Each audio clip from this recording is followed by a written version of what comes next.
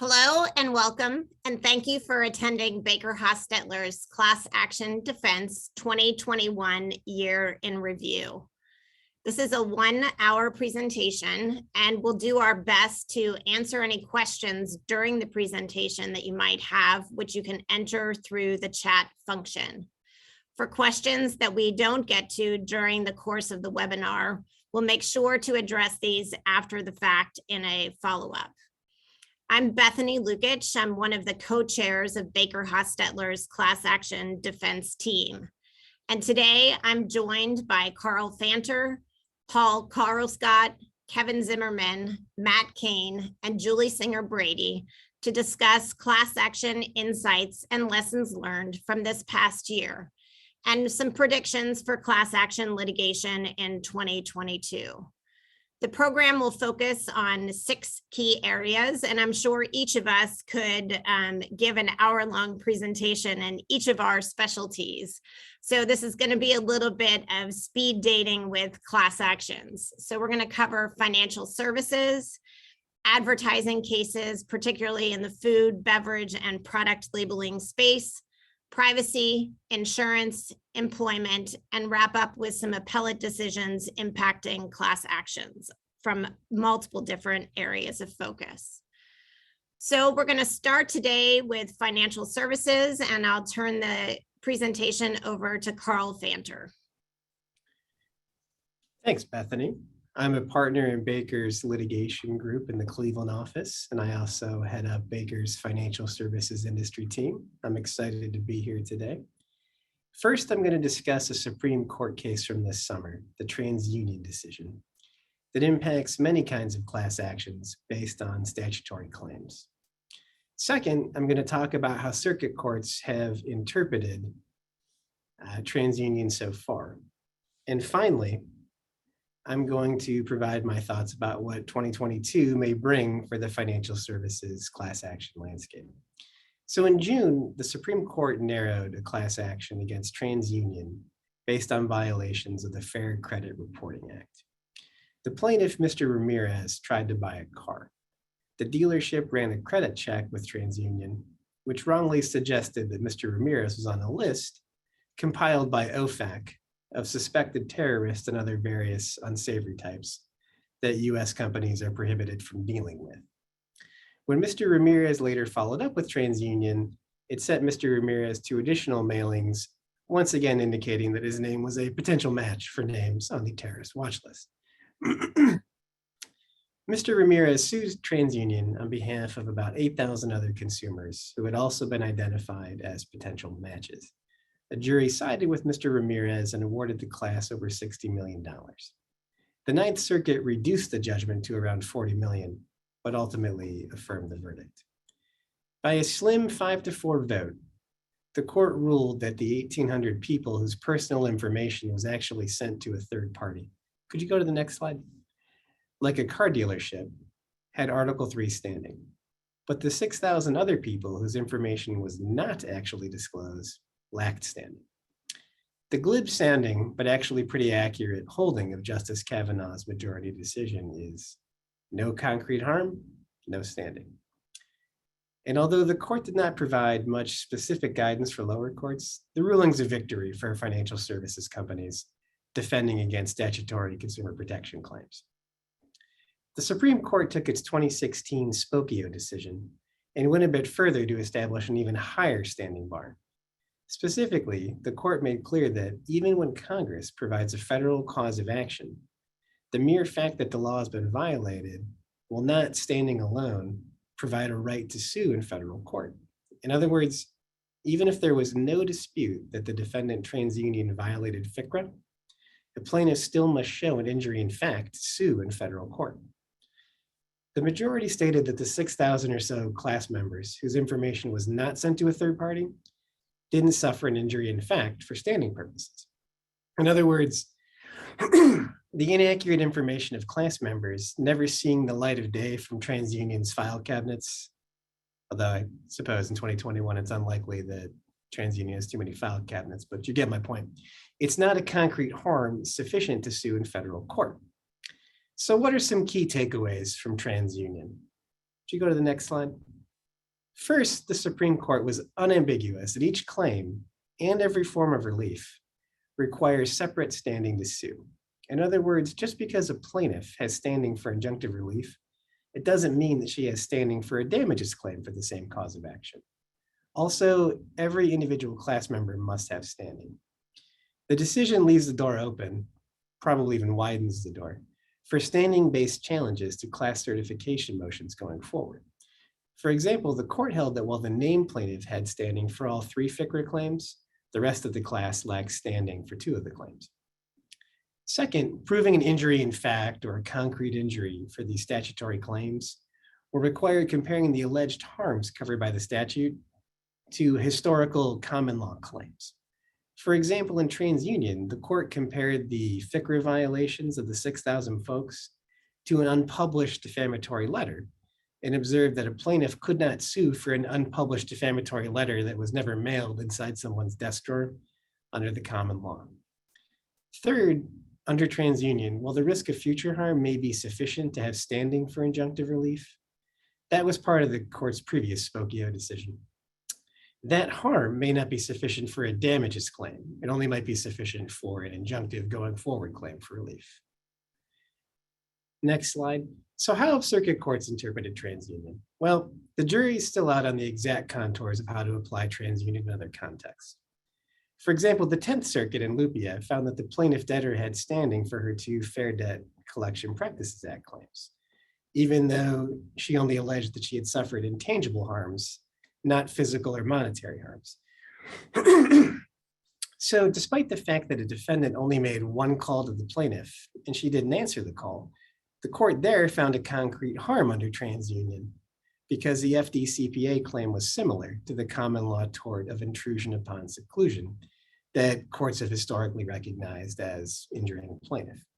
Now, on the other hand, the 11th Circuit recently analyzed a FDCPA claim under TransUnion, and there, in a split decision, found standing for some of the FDCPA claims, but not others. But like Lupia, Hunstein really dug in and tried to find out what common law claims existed that would match up with the intangible harms alleged by the plaintiff bringing the FDCPA claim. Hunstein grappled at length with precisely how close the statutory claim had to be to the existing common law claims to confer standing under TransUnion. But just a few weeks ago, the 11th Circuit decided to hear the appeal en banc. So even that lengthy decision analyzing TransUnion has been vacated. Next slide. In Maddox, the 2nd Circuit recently reversed a lower court decision with instructions to dismiss based on a lack of standing under TransUnion. That was a class action based on a state statute giving a private right of action for a bank failing to record a mortgage satisfaction in a timely fashion. A lot of these cases over the years have been filed against banks throughout the country because it's difficult to get the paperwork turned in on time to the recorder. Like the class members in TransUnion who had a FCRA claim, excuse me, but their information never went to third parties, the Maddox court observed the plaintiff did not have a claim because even if the misleading record existed in the public file, there was no evidence that the record, or I guess I should say lack of record, was ever read by anyone. So the court reasoned there was no concrete harm for Article 3 standing. So what all these cases mean, from the 10th and the 11th, the 2nd Circuit, given all the different statutory claims that can be raised against financial services companies, TransUnion's holding may require a fair amount of development at the circuit and district court level before too many broad generalizations can be made, other than the fact that challenging Article 3 standing is a much better tool for class action defendants than it was before TransUnion. Next slide. Moving on from standing issues, the 9th Circuit recently reversed a dismissal of a state law breach of fiduciary duty class claim against Edward Jones, holding that the Securities Litigation Uniform Standards Act didn't bar such a claim. The court, however, construed the act narrowly, stating that the act only bars actions based on an alleged misrepresentation or admission in connection with the plaintiff's decision to buy or sell securities.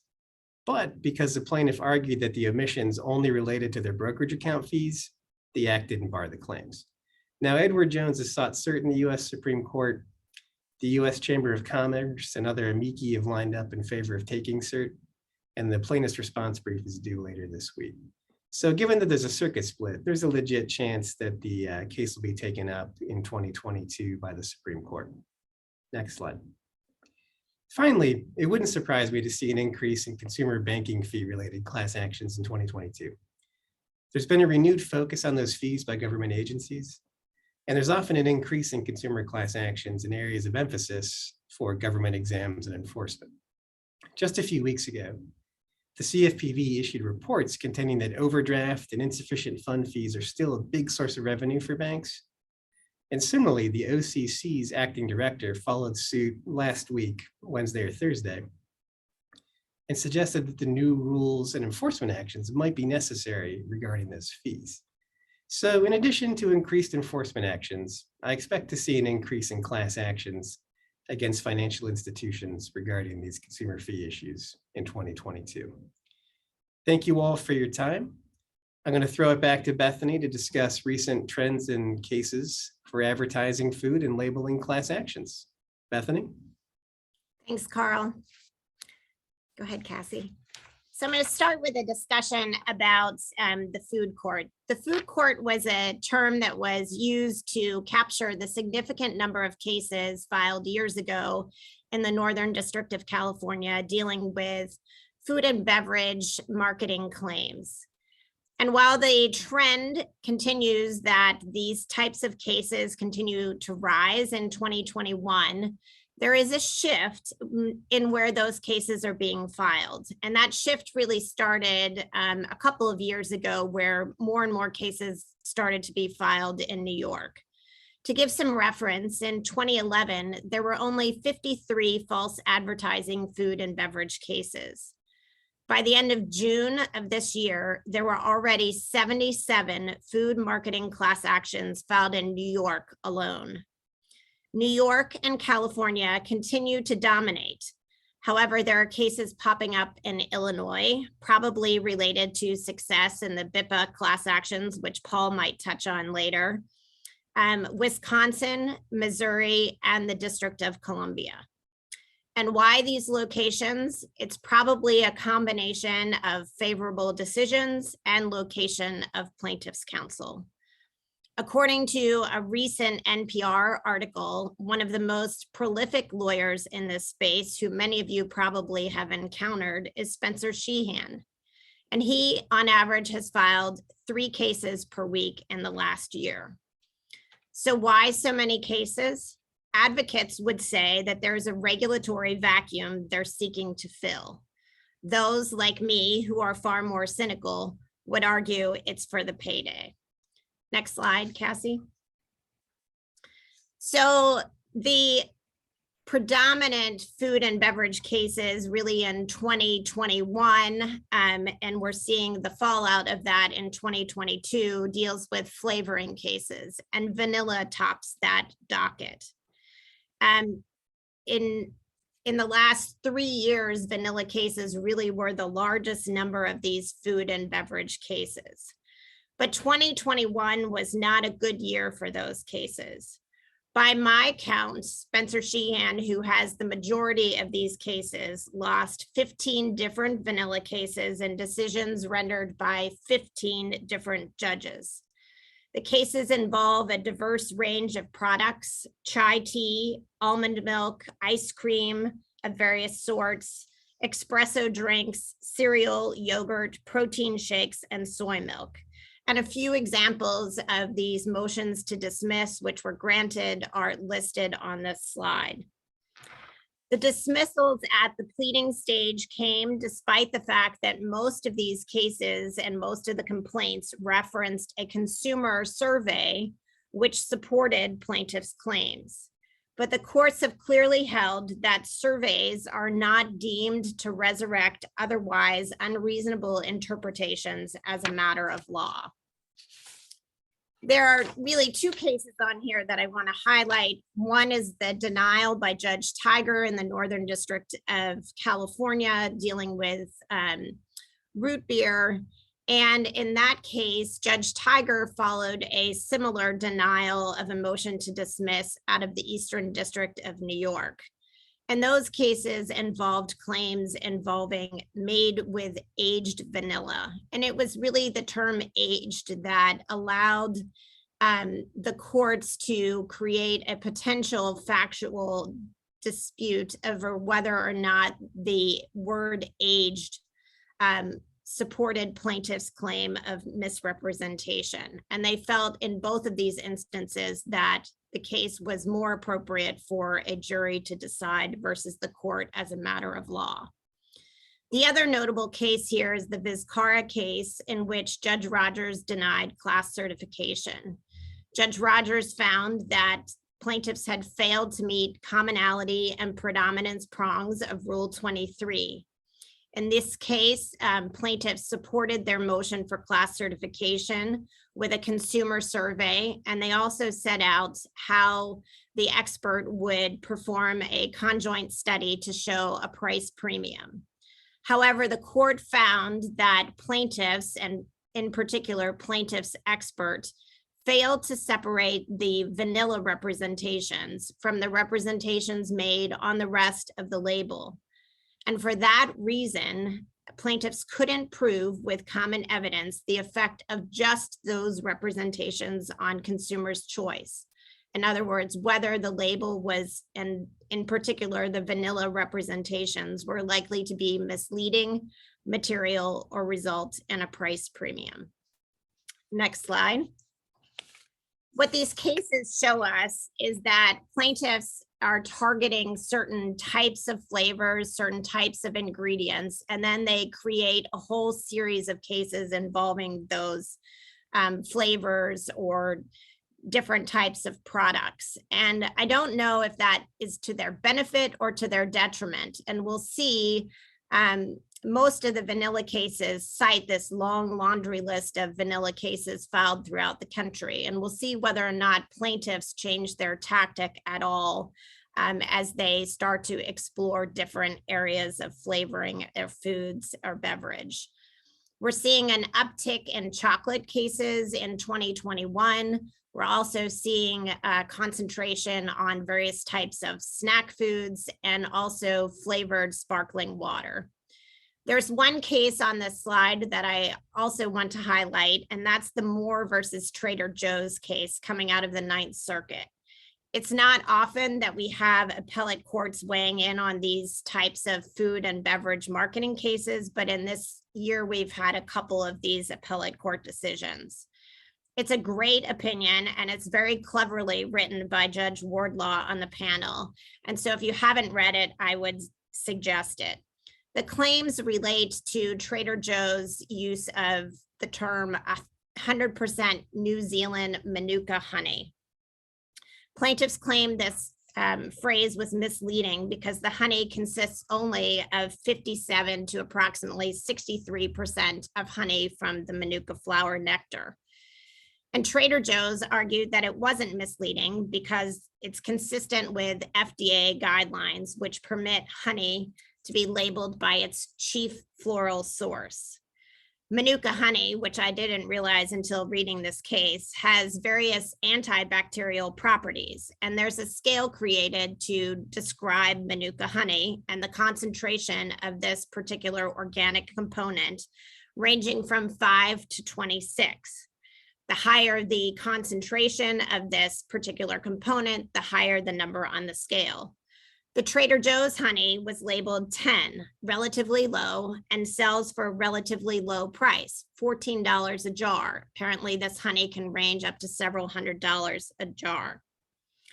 And the guidelines that the FDA puts out recognize that bees can't be kept to foraging on one specific type of flower to make their honey. So the Ninth Circuit held that the district court did not err when it found that the statements were not misleading to a reasonable consumer as a matter of law. And while the court found that there was some ambiguity about what 100% meant, it found that a reasonable consumer could be quickly dissuaded by the plaintiff's interpretation based on 3 different contextual inferences. 1, that bees can't make honey from one source. 2, the fact that there was a low price charged for this honey. And 3, the presence of 10 plus on the label, the scale. And I think this is really important for consumer class actions in this space where we're often confined to the front of the label for the analysis that the court takes. And in this case, the court really looked outside of that context of just what is on the front label and found that the decision was appropriate as a matter of law. Next slide. The other trend that we're seeing, of course, is origin cases. So claims that relate to the origin of a particular product. And the decisions here show that the cases are sort of a mixed bag and really depend on the context of the label and the product as a whole.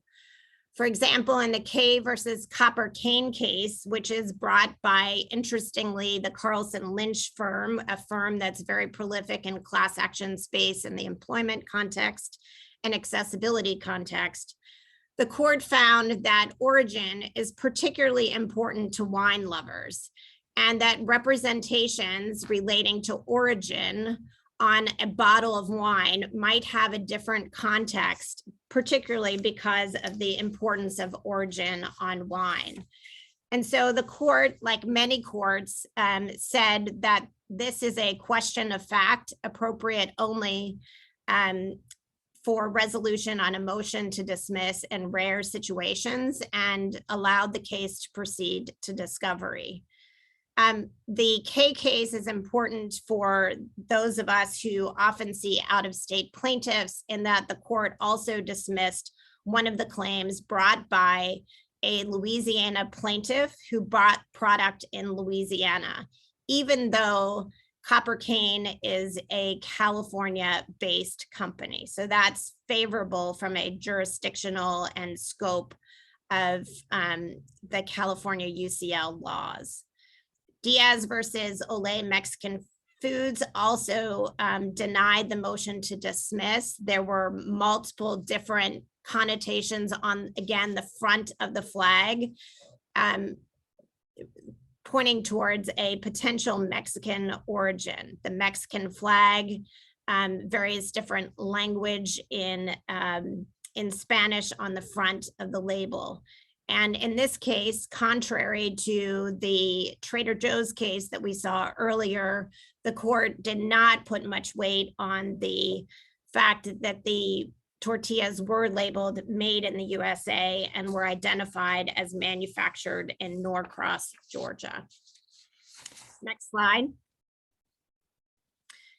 Natural products also continue to remain at the forefront. And again, these cases extend beyond the area of food and beverage and into other sorts of products like pet food and also personal care products.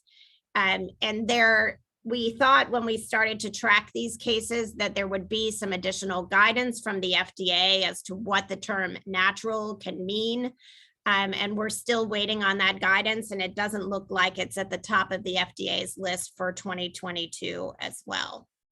Next slide.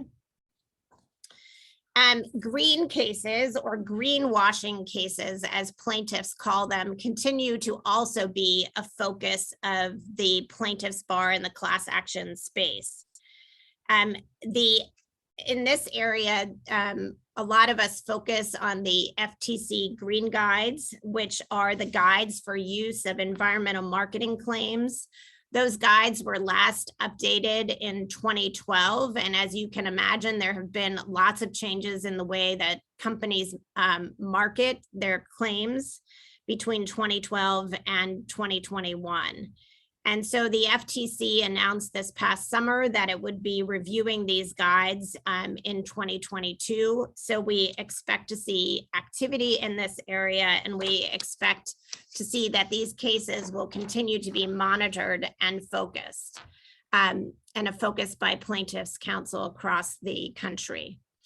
I wanted to point out one particular type of cases that we're seeing an uptick of, and it's a little bit unusual in Washington, D.C. Those are actions under the Consumer Protection Procedures Act, which allows individuals and organizations to bring lawsuits as private attorney generals. And it essentially allows them to circumvent the class certification requirements. We're seeing a lot of activity in Washington, D.C. in state court by advocacy groups like Food and Water Watch, Organic Consumers Association, GMO Free USA / Toxin Free USA, and others. And they're primarily targeting claims involving humanely raised meat, chicken, seafood, dairy, or companies that use environmentally sustainable practices. They're also targeting claims of clean, natural, pure, or safe. And so far, the successes from the defense bar, have been attacks on standing and also attacks on the CPPA's requirement that the organization have a sufficient nexus between its mission and the claims that they are bringing. And we'll be interested to see if the TransUnion decision has any effect on these kinds of cases. Next. And so finally, looking into our crystal ball, what do we expect for 2022 in this space? I think as long as there are a lot of settlements in this space, which sometimes makes sense from a company standpoint, we'll still continue to see the plaintiff's bar increasingly bringing cases in this space and trying to fill the role that they see as being the arbiters of what is misleading or not misleading on marketing labels. We'll also see, I think, close eyes on the FTC. We have a new chairperson, Khan, and my colleague in DC, Daniel Kaufman, who just came from the FTC, I'm sure has a lot more to say about that. We'll also see some focus on some of FDA's food program guidance documents. There's a lot of guidance expected in the supplement space and also in various other types of food areas. And so I recommend that you take a look at what's on their list for 2022. And then I think we'll see a lot of more of the same, a lot of ingredient cases, a lot of supply chain origin cases, and a lot of green cases. So I'm going to pass it to Paul to talk about privacy. Hello, everybody. I'm Paul Carlscott. I'm in the Baker & Hostetler's Denver office. I am the team lead for litigation for our newly formed Digital Assets and Data Management practice group, which is a practice group that just started this past year, although we work regularly with the folks in the litigation group, and I'm pleased to join them for this presentation. I'm going to talk a little bit about some trends in two kinds of privacy class actions. The first are those probably more well-known class actions involving data breach issues, so class actions that get filed in the aftermath of a data breach. And then I'll talk a little bit about some trends with privacy class actions that relate to other types of practices, including customer data collection and internet tracking. And so first, in the area of data breach class actions, we continue to see data breach class actions being filed in the aftermath of almost any data breach of any significant size. And what I mean by that is anything more than a few thousand affected individuals is likely to draw a class action or more. Particularly in certain areas. And the biggest one right now that we're seeing is healthcare.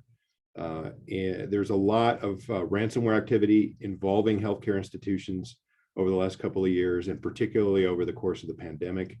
And those have caused disruption, obviously, for the operations of those institutions, but unfortunately for them, they also generate litigation. And so dozens and dozens of class actions filed over the past year involving healthcare.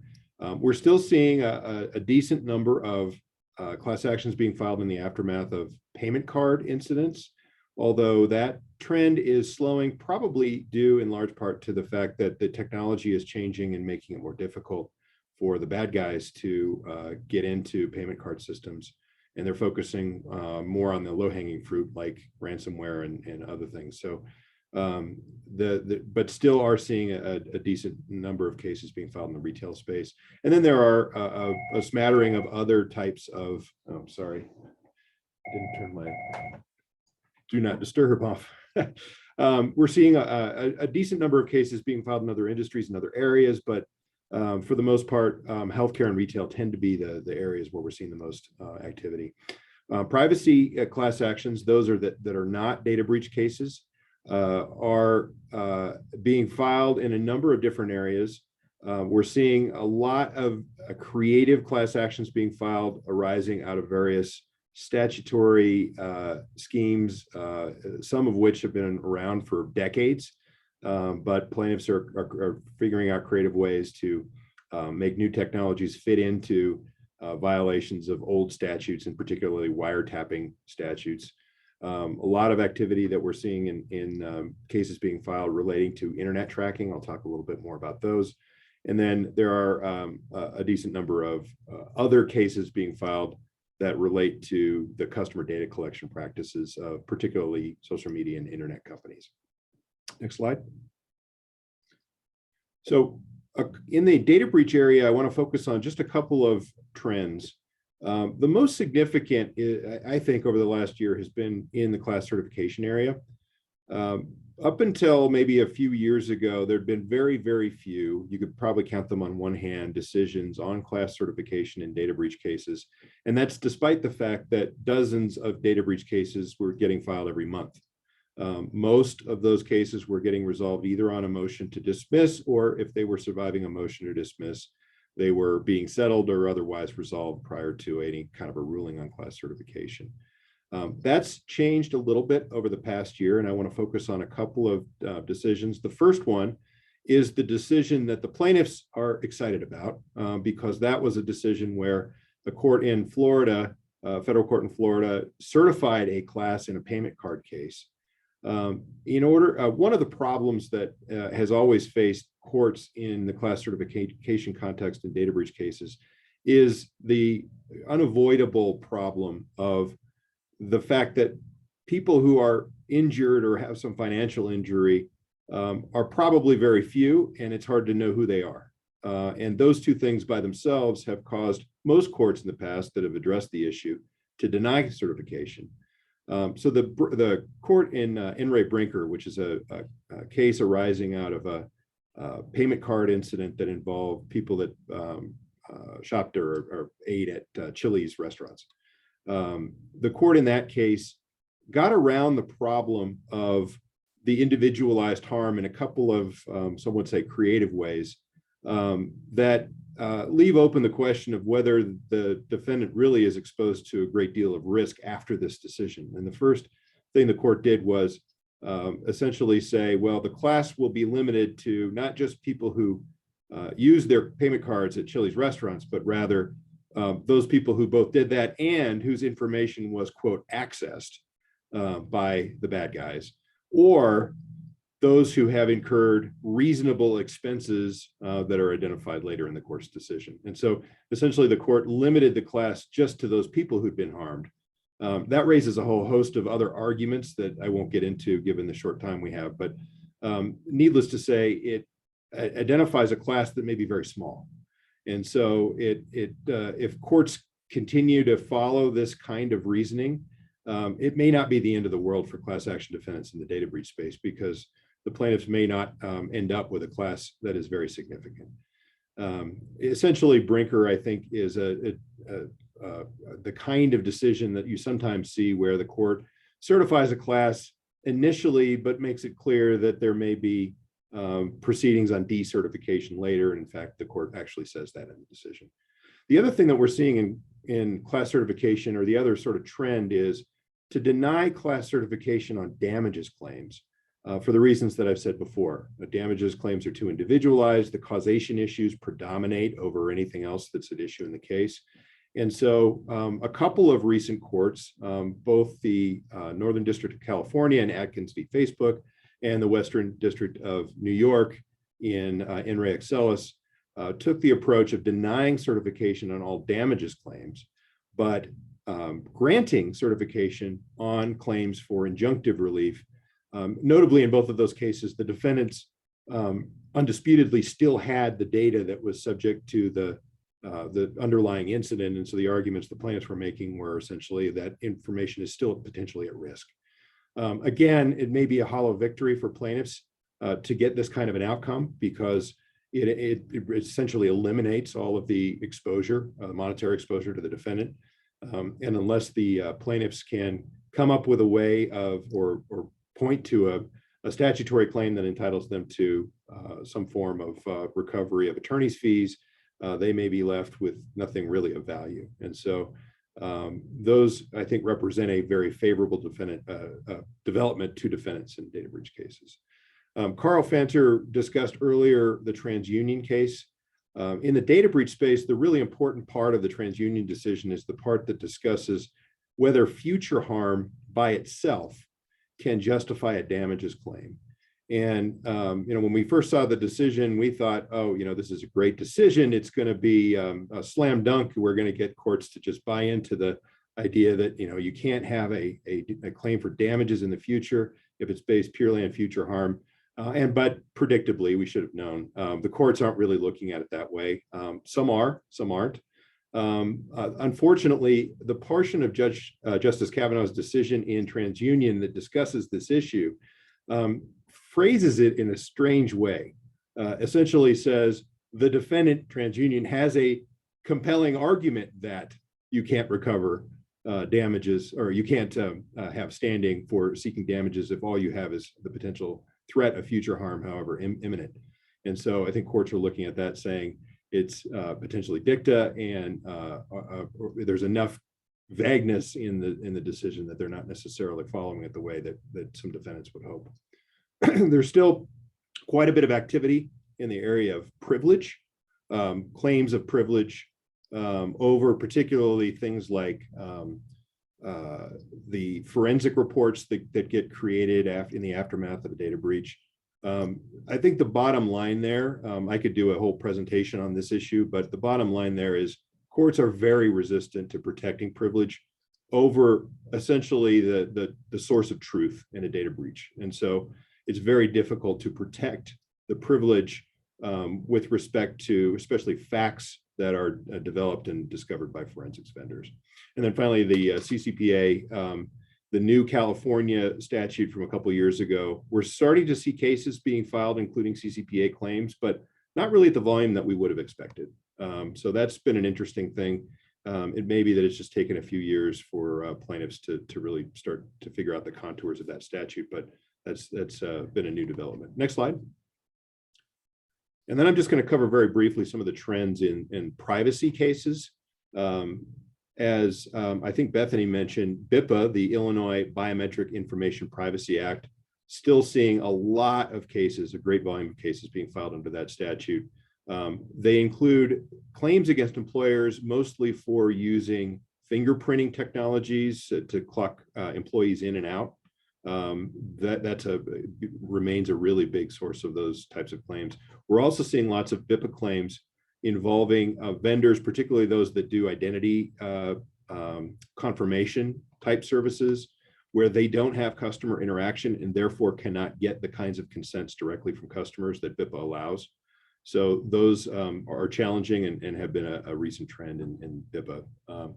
The other thing that we're seeing a lot of, at least here at Baker, are claims involving the SIPA, which is the California essentially wiretapping law, where calls are being recorded by a vendor of some sort that violate the law, and the plaintiffs are going for the deep pockets.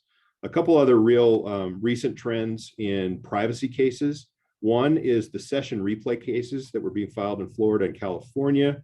Those have mostly been unsuccessful, but they involve the use of technologies that sort of track people's mouse movements and clicks as they go through mostly retail websites. And they're really for optimization purposes, but the plaintiffs were alleging that those violated wiretapping statutes. There's still lots of cases being filed against healthcare institutions involving the use of tracking technologies on websites. Those are, in some cases, taking hold and are, into the discovery and class certification phase in many instances. And then there's a variety of other cases that we're seeing involving the use of browsing technologies like Facebook Pixel and Google Analytics that transfer browsing history and data to third parties. And then finally, the last couple of trends I wanted to cover were a couple of things. One that's been going on for a little while, the Michigan VRPA, and that involves anybody who's a publisher of any kind, whether print or online. The allegations there are the transfer of subscriber information to third parties, violated the, interestingly, the Video Rental Protection Act, which actually was interpreted much more broadly to allow for statutory damages when customer information was transferred to third parties. That statute was amended to eliminate, in most circumstances, the statutory damages. And so the plaintiffs have pivoted and made the same allegations essentially under different statutes. And right now they're focusing on a name and likeness type statutes. And so the Illinois IRPA is an example of that. That's not the only statute of its kind, but essentially the argument is that the transfer of subscriber information to third parties violates the protections against the use of name and likeness. So a couple of trends, interesting trends. We'll have to see how these play out. This is a very new area and so constantly changing. Okay. So Kevin, can you bring us up to speed on what's happening in the insurance space?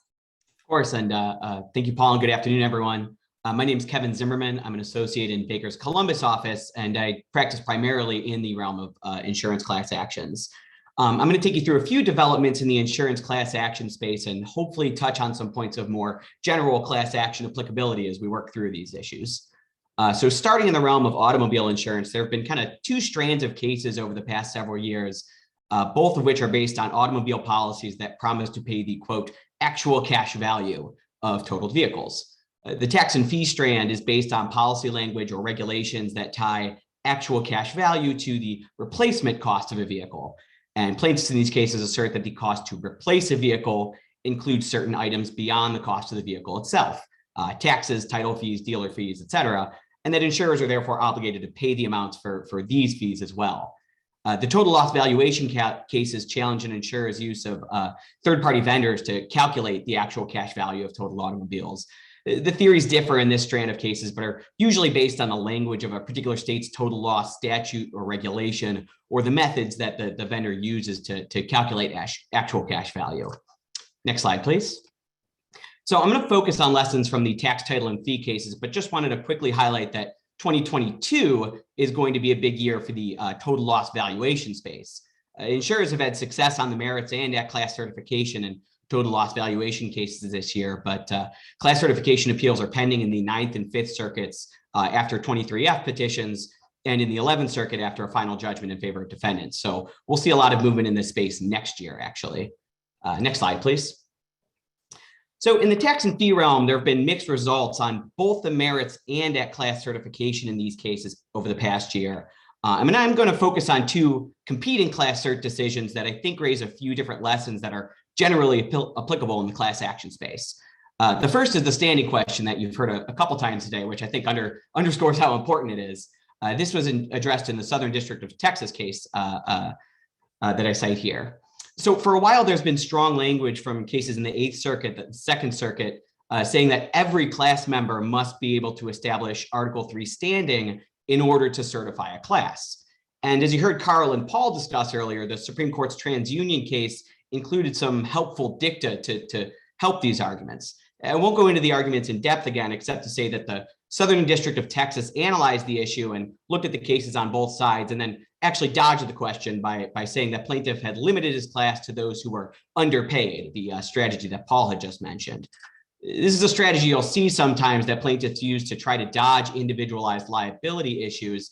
But as Paul also mentioned, it should immediately raise red flags in your mind to look out for ascertainability or fail-safe class arguments in your particular jurisdiction. The second lesson from these cases comes from the court's dueling predominance analyses that I try to highlight here. In both cases, the defendants had argued that some class members had already been paid the disputed fees, so individualized inquiries would be required to determine who was actually harmed, who was actually liable to defendant, or who defendant was actually liable to. The Southern District of Texas looked at that issue and it said, oh, this is just quibbles about damages, which didn't defeat predominance. The Northern District of Ohio looked at a very similar issue and said this involved individualized liability determinations, which did preclude predominance. And the key here is that if you have evidence that some class members were not harmed for one reason or another, they were paid the fees already, they weren't subject to the unlawful conduct, what have you, it's important to emphasize for the court that this is a question of liability. It's not a question of damages. Individualized analysis would be required to determine who wins and who loses, not just who gets paid what. And this distinction, as these two cases show, can make all the difference for a predominance analysis. Now, the third lesson from these cases, the last lesson, is about the impact of appellate precedent. And it comes from the Northern District of Ohio's quote in the last bullet point that I have on the slide here. We've probably all been in situations where the most on-point appellate certification precedent isn't particularly helpful. And that was the case for defendants here, actually, as a result of a Sixth Circuit case called Hicks. Plaintiff had argued that Hicks was controlling, and the court said something that's correct, but that you also don't hear very often. It essentially said that because of the abuse of discretion standard on appeal, two courts can reach different acceptable results, quote, even on the same record. So just because one court said X and that was affirmed on appeal, it doesn't necessarily mean that a different court will be reversed if it reaches a different conclusion when applying the same set of facts to the same set of laws. It's a bit of a nuanced quiver arrow to keep in your quiver when facing unfavorable precedent. Next slide, please. Now, moving on to settlement, there's another interesting lesson to be learned about two different settlements that we've seen in the tax and fee cases this past year. The Northern District of California approved a settlement involving a lump sum payout, and it's difficult to rely on these percentages sometimes because the parties are trying to convince the court what a great settlement it is for class members. But at least in plaintiff's approval briefing, it asserts that the payout amounted to 92.8% of potential compensatory damages, so only a slight discount. Now compare that to the state court settlement I note from Franklin County Court, where the defendant agreed to pay 100 cents on the dollar for any claim, but on a claims made basis, meaning the class member has to actually submit a claim to recover. We don't have figures on the take rate for this settlement yet, but a similarly structured settlement in a tax and fee case from the Southern District of Ohio last year resulted in a 23% take rate, amounting to 14% of the potential liability. That's a much bigger discount, but with a more complete recovery for any class member who actually submits a claim. Now, note also in these settlements that the fees collected by plaintiff's counsel in both cases are 20% of the total possible recovery. So the monetary incentives for a fee award are similar from plaintiff's perspectives between the two structures. Next slide, please. Moving on to the world of property insurance, I'll give a brief update about the world of labor depreciation class actions. These have been going on for years across the country and involve insurers' use of replacement cost less depreciation methodology to determine the value of damaged property. Typically, when an insurer calculates replacement cost, it includes the cost of the materials necessary to replace the item, a damaged roof, for example, as well as the labor cost to make that replacement. And the question in these cases is whether just the material component can be depreciated or both the materials and labor. The biggest development we've seen in these cases over the last year are additional state Supreme Courts jumping in to address the liability issue on the merits. In May, the South Carolina Supreme Court held that labor depreciation was permissible in its case. And in September, the Illinois Supreme Court said that the policy language in its case was ambiguous and thus favored the insurer's view that labor depreciation was not permissible. The question's also been certified to the Arizona Supreme Court, and we'd expect a decision on that in 2022. Next slide, please. The other development we've seen in labor depreciation cases is that plaintiffs are starting to get a bit more ambitious in seeking certification of multi-state class actions. And just as a quick strategy point to think about, as soon as you see a multi-state class action involving state common law claims, you should start thinking about the legal variation arguments that might be present in the case. The argument is that the differing laws of the state make it impossible to adjudicate all of the class claims in one trial, which defeats predominance. And the argument can involve, differing substantive law, South Carolina versus Illinois in this case, differing interpretations of key policy provisions, or even conflicting interpretive rules between various states. Next slide, please.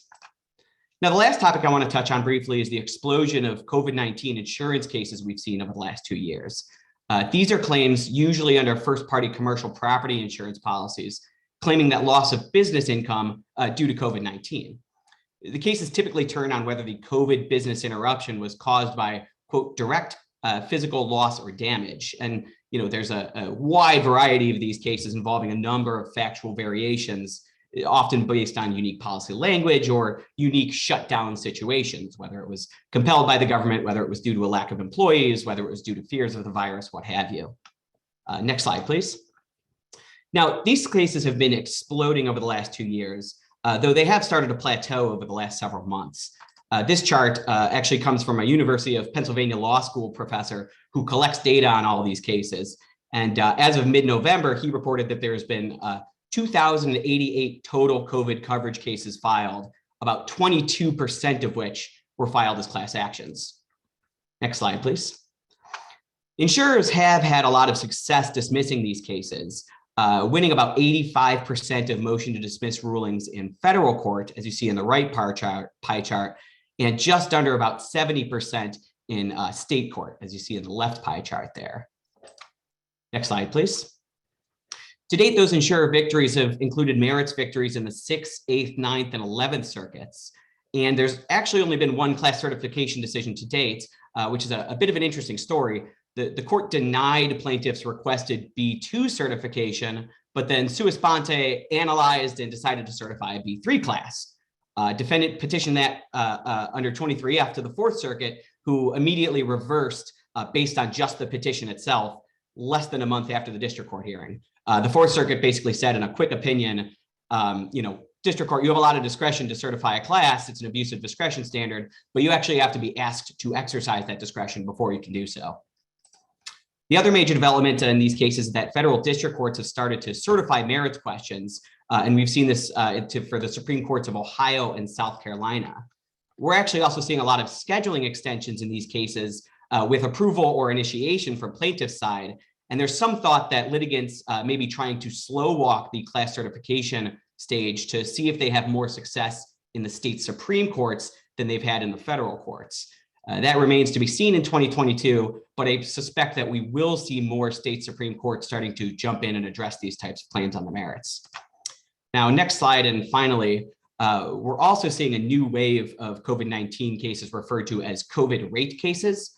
The theory in these cases is that insureds were driving less during the pandemic, so insurers should have lowered their premiums or given bigger refunds for those insureds who did provide refunds. We haven't seen a lot of development on these cases so far, but there's been at least one recent victory for plaintiffs, which means we'll likely see more to come in 2022. With that, I'll hand it over to Matthew, who will be discussing employment class actions. I know we're running just a little bit long. We hope you'll stick with us and hang with us through the end of the program. Thanks. Matt? Thanks, Bethany. Good morning and afternoon, everyone. My name is Matthew Kane. I'm a partner in the Labor and Employment Practice Group in Los Angeles, where my practice focuses primarily on defense of wage and hour class and collective actions. Next slide, please.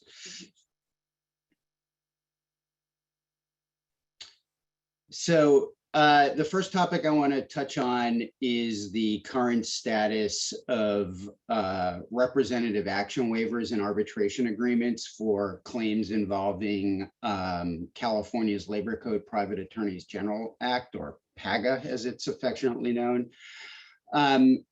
The California Supreme Court several years ago issued its seminal Iskanian decision, which was quickly followed by the Ninth Circuit in a decision called Sakab. The PAGA statute is essentially a qui tam statute, which allows what are referred to as aggrieved employees to sue on behalf of other aggrieved employees in the shoes of the state and collect on behalf of the state any civil penalties that the California Labor Commissioner otherwise could seek and collect themselves. And those penalties are distributed 75% to the state and 25% to aggrieved employees. Iskanian miraculously held that arbitration agreements cannot preclude representative action waivers under PAGA. And representative action waivers are allowed, or representative actions under PAGA are allowed to be brought without certifying a class, just showing a somewhat cohesive group of similarly situated aggrieved employees. And when the Iskanian court decided that these couldn't be enforced, it bent over backwards to figure out a way to say that prohibition is not preempted by the Federal Arbitration Act. And as one would expect, that issue has made its way up in cert petitions to the US Supreme Court a number of times, at least 9, in fact. But thus far, the US Supreme Court has been unwilling to step in and address the issue. But that might be on the verge of changing. There are presently 6 pending petitions on this issue before the US Supreme Court. 5 of them out of California state appellate courts and 1 out of the 9th Circuit. One of those 6 cases is fully briefed, but the court has not yet set it for conference to decide its fate. In the other 5 cases that are pending, it took the unprecedented step in these cases of ordering response briefs to be filed to the petitions. And reading the tea leaves, many think that this is because they are finally have enough interest at the court on this issue and are going to bring them all together in one case, perhaps. However, even if they do, this could be somewhat of a moot advancement of the cause, because in the version of the Build Back Better Act that was just passed by the House, it includes an amendment of the National Labor Relations Act that would expressly prohibit class and collective action waivers for employment claims. And it even goes so far as to impose civil penalties of $50,000 to $100,000 for violations of that prohibition, which I believe is the first time that the NLRA would actually have set civil penalties provided in it. So whether and to what extent that makes it through the Senate remains to be seen, but this is a hot button issue that is brewing right now. Next slide, please. Next, pay equity and gender discriminations. There's been a significant uptick in litigation on these issues, and we expect to see them to continue to grow in the coming year and years. And in fact, as commodity as wage and hour class actions have become over the last decade or so, one could easily predict that these types of class actions are going to take their place alongside wage and hour class actions as well. For example, there's one major entertainment company that's presently defending a class action alleging rampant gender pay discrimination and an unlawful policy of pay secrecy. There's also a tech company that has recently settled for $3.8 million a gender pay discrimination case, and also claiming discrimination against female and Asian applicants. And that same company is presently defending another class action that's been certified with a class of almost 11,000 female employees alleging these types of claims. Now, this was going to be addressed in the Federal Paycheck Fairness Act on the federal level, which would have allowed or significantly lowered barriers to file equal pay lawsuits by making some material amendments to the equal pay provisions of the Fair Labor Standards Act. Although it passed the House this year, it is stalled out in the Senate. So whether and to what extent federal legislation picks up this baton further remains to be seen. However, this being the United States, many states have not been reluctant to step in, either currently or in years past. And the three primary states that are really have robust state statutes addressing this issue are California, Colorado, and Illinois. And when we see class actions alleging these types of claims, they will typically allege a collective action under the FLSA's equal pay provisions, as well as corollary state law claims, at least in California, if not other states. Also note that this is an issue that's not limited to the United States. And in fact, in March of this year, the European Union actually proposed some legislation touching on this issue as well. So you have to keep your eyes peeled across the globe at this point. Next slide. And finally, I'll talk a little bit about sort of forecasting what we're going to see or continue to see in terms of COVID-related workplace litigation. As everyone knows, as the pandemic ensued, there were wide swaths of workers who were moved to either teleworking arrangements or were laid off or furloughed, or their employers halted operations completely. This type of COVID-related activity or measures has driven a lot of litigation. Between the summer of last year and the summer of this year, there's been a near doubling of lawsuits involving COVID-related claims by employees. California, New Jersey, Florida, and New York are the top jurisdictions where these cases have been filed. They typically involve claims such as disparate impact on protected groups who were laid off, as well as violations of the Mass Layoff Warrant Act provisions under state and federal law, wage and hour violations such as minimum wage and overtime pay, failure to reimburse work from home and personal protective equipment expenses, as well as now failure to provide pandemic related leave and failure to protect workers in the workplace from COVID. We expect to see workplace class actions related to the pandemic evolve as the pandemic response continues to evolve. And policies that we expect to see targeted are employer mandatory vaccination policies, policies that allegedly discriminate against who can and cannot continue to work remotely, as well as policies that about not properly accommodating people with what's referred to as long COVID disease. So with that, I will turn it over to Julie to bring us home. Thanks, Matt. Hi, everybody. I'm Julie Brady. I'm a partner in the firm's Orlando office, and I am the other co-leader of the class action defense team.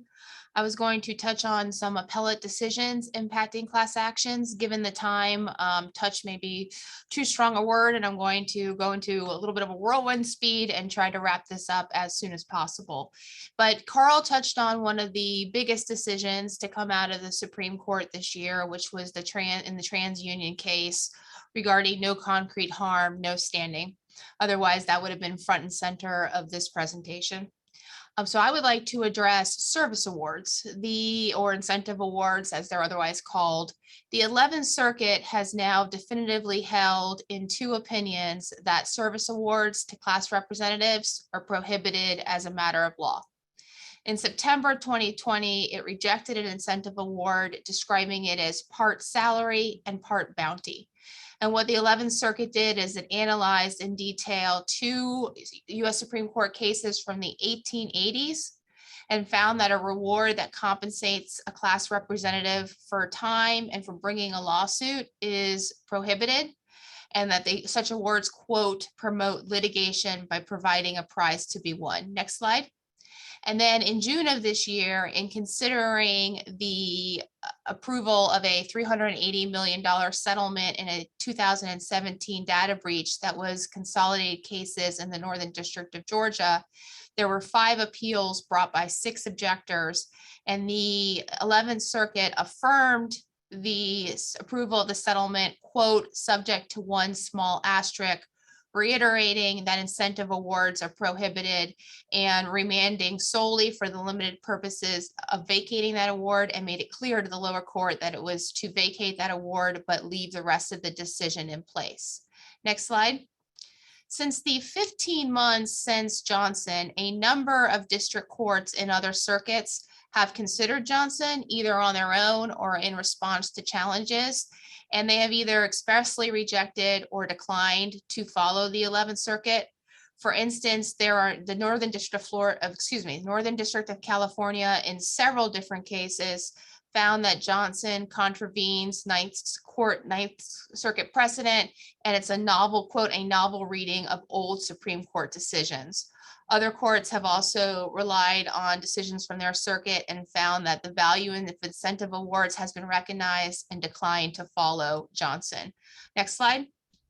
The Eastern District of Pennsylvania, for example, specifically said, we will approve such awards if they're reasonable unless and until either the Third Circuit or the US Supreme Court tells us we can't. The Southern District of Southern District of New York, however, has recognized that the incentive awards has been challenged and questioned over the years. And in a decision in February of 2021, and then a subsequent recognized this, and then in a subsequent in the DeHart decision, basically stated, quote, this issue is deserving of congressional attention, recognizing that there is no basis for such awards in statutory law or Rule 23, and cited Newberg that, quote, the judiciary has created these awards out of whole cloth. So it'll be interesting to see if any other circuits weigh in on incentive awards, but right now the 11th Circuit stands on its own in prohibiting incentive awards to class representatives. Next slide. The other topic I will briefly touch on is administrative feasibility a requirement for class certification. The 11th Circuit, which is the circuit that most recently addressed administrative feasibility in the context of whether it is a requirement to certification, has recognized that this is one of the most hotly contested issues in class action practice today. There is a clear circuit split amongst the circuits as to whether a plaintiff has to prove administrative feasibility as a prerequisite to class certification. The First, the Third, and the Fourth Circuits say yes, and that there must be a reliable and administratively feasible mechanism for determining whether a putative class member falls within the class definition.